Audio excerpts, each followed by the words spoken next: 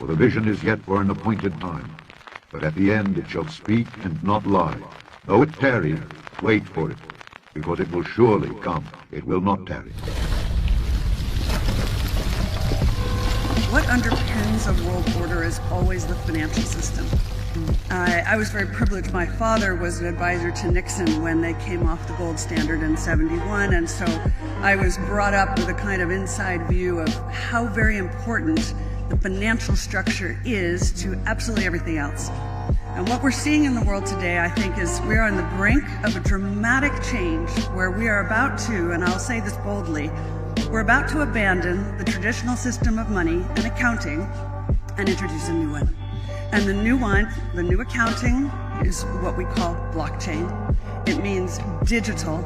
It means having a almost perfect record of every single transaction that happens in the economy, which will give us far greater clarity over what's going on. It also raises huge dangers in terms of the balance of power between states and citizens. In my opinion, we're going to need a digital constitution of human rights if we're going to have digital money.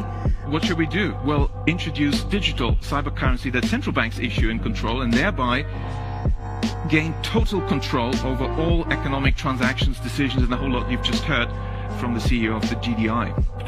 So the greatest concentration of central banking power in history is really the bid they're aiming at. That's the central bank's goal.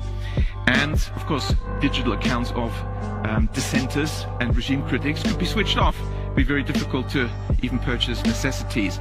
So this is an Orwellian dystopia of total control, the end of any freedoms. That's really what central banks are aiming at. Several central banks have, like the Bank of England, already prepared their microchip implant RFID chip to be implanted under your skin.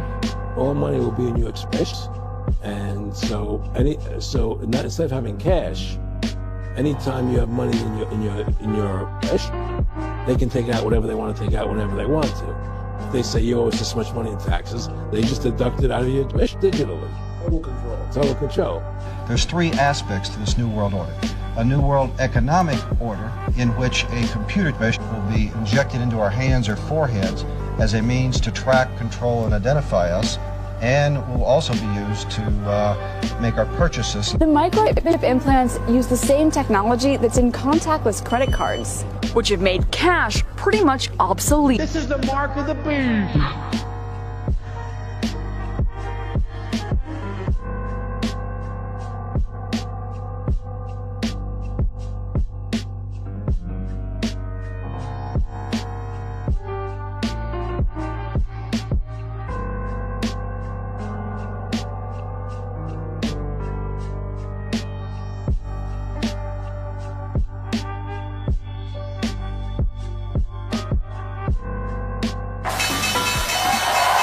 May finally be going mainstream, spurred in part by the billion-dollar public debut of Circle, the issuer of stablecoin USDC, and the passage of the stablecoin legislation drafted by the Senate, dubbed the Genius Act. The yeas are 68, the nays are 30. The bill as amended is passed. Big finance players are getting in on the action.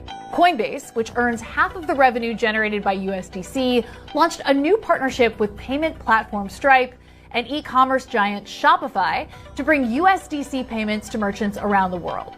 JP Morgan announced its own stablecoin-like product called JPND. Payments firm Fiserv announced a stablecoin to pair with the 90 billion transactions that it processes every year.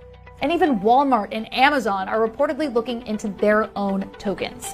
Treasury Secretary Scott Bessent says the launch of these dollar-peg stablecoins could unlock a $2 trillion market. We are a payments company, and we saw the potential of this technology to bring the next generation of payment rails.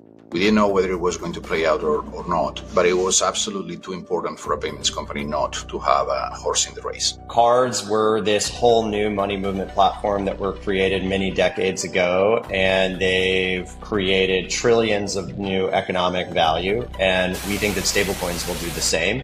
This is moving into a mark of the beast system, which is not a currency system, it's a control system. So it's the end of currencies, is what they're proposing. In some way, shape, or form. We don't know exactly what it's going to look like, but that's what they're working towards.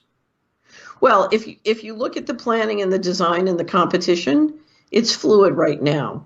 there's competition over what the design will be. It was very interesting. I won't bore you with all the details, but I had an incredible experience in Denmark a year ago, and I was trying to figure out what's going on in Denmark. They had one of the tech firms in Denmark was being paid by the U.S. Navy to come up with a chip that could be implanted in the human body that would integrate with Ripple.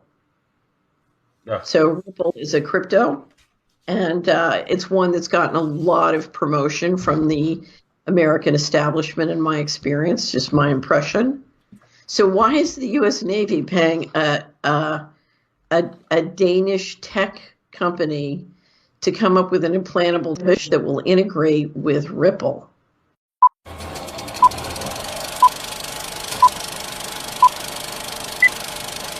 Big news.